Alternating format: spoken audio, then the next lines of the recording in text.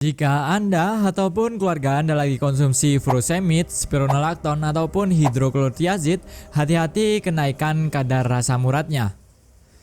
Halo semua, saya Sarul, apoteker pribadi Anda akan membahas mengenai hal ini, efek samping dari golongan obat ini. Mari kita simak.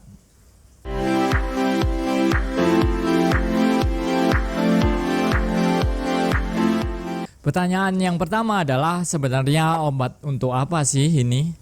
Furosemid atau diuretik lainnya seperti spironolakton dan hidroklortiazid adalah obat yang biasa untuk menangani gejala kardiovaskular seperti hipertensi dan juga biasa digunakan untuk mengurangi edema. Edema ini bengkak. Bisa jadi bengkak di kaki itu karena gagal jantung ataupun gagal ginjal, dan juga biasanya bengkak di perut. Itu biasanya karena gagal hati.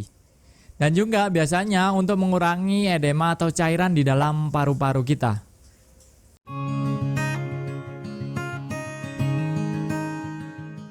Cara kerjanya adalah dia mengurangi cairan tubuh kita, jadi meningkatkan pengeluaran cairan tubuh kita.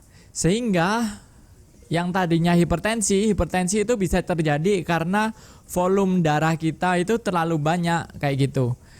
Ibaratnya sebuah selang, ketika selang tersebut ada kerannya yang airnya deras, maka yang keluar juga akan deras. Begitu juga di dalam tubuh kita, pembuluh darah kita. Sehingga ketika furosemid ini mengeluarkan cairan tubuh kita, maka tekanan darah juga akan ikut menurun kayak gitu. Lalu bagaimana mengurangi bengkak kayak gitu?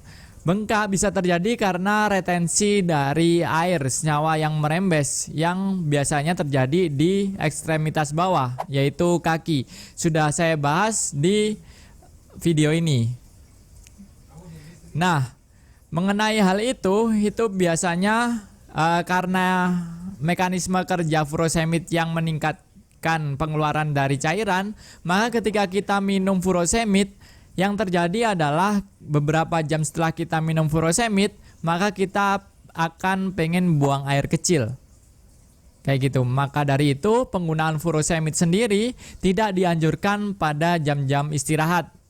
Yaitu tidak dianjurkan penggunaan pada malam hari. Kenapa? Karena ketika kita minum furosemid pada malam hari, ketika kita tidur, bisa jadi kita terbangun karena pengen pipis, dan juga bisa jadi ngompol kayak gitu ya. Nah, ini tidak boleh terjadi. Maka untuk penggunaan furosemid sendiri dianjurkan pada pagi hari ataupun siang hari.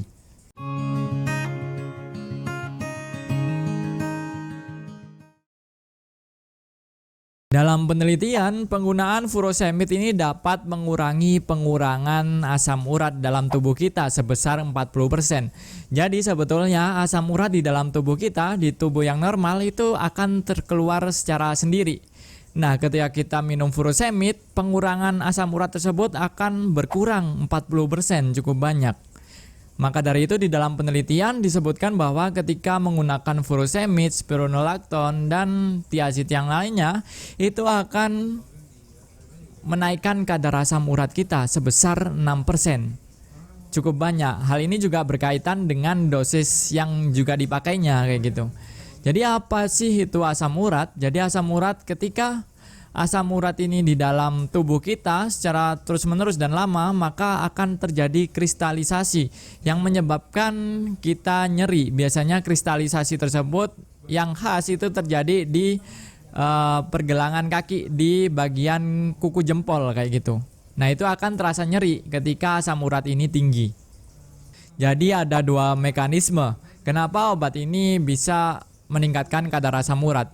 Yang pertama adalah berkaitan dengan cara kerja dari obat yang sudah saya sebutkan tadi, bahwa ketika furosemid atau spironolakton ini bekerja secara efektif, maka dia akan mengurangi cairan tubuh kita.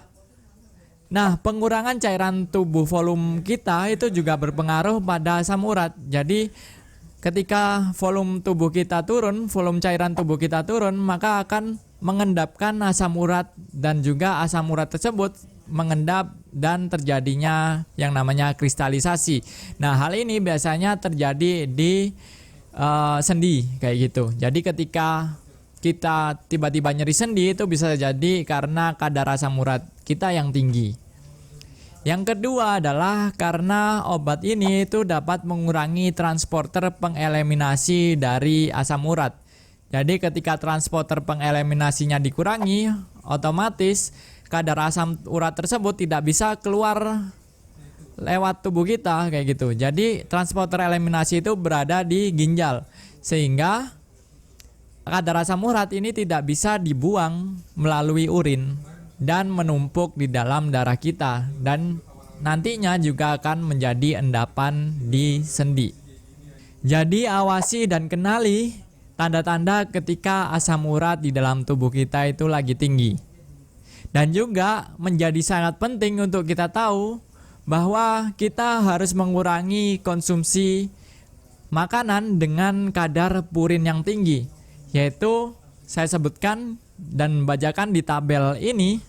Jadi kita bisa lihat di tabel di layar ini adalah makanan yang dianjurkan dibatasi dan dihindari ketika kita mempunyai riwayat asam urat.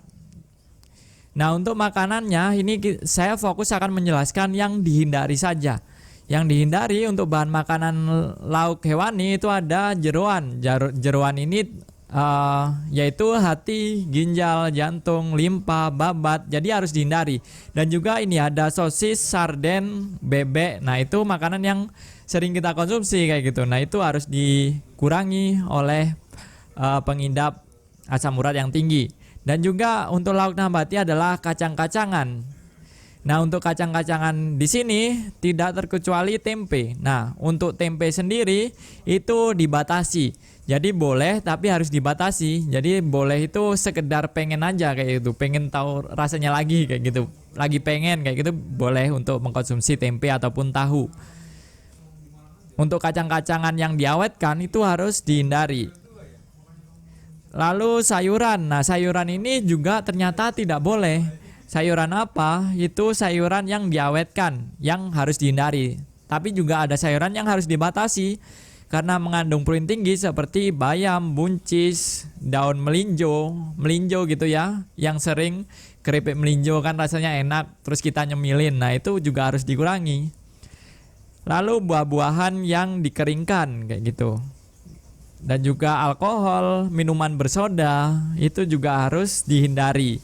Dan juga kaldu daging, emping, melinjo yang sudah saya sebutkan tadi, dan juga kacang mede. Nah, ini makanan yang enak-enak kayak gitu ya. Memang harus kita kurangi ketika kita mempunyai riwayat asam urat yang tinggi. Tentunya yang saya sebutkan ini bukan jadi alasan untuk kita menghindari obat ini. Justru obat ini aman-aman aja dan sangat membantu ketika kita mengalami gejala-gejala yang sudah saya sebutkan itu tadi.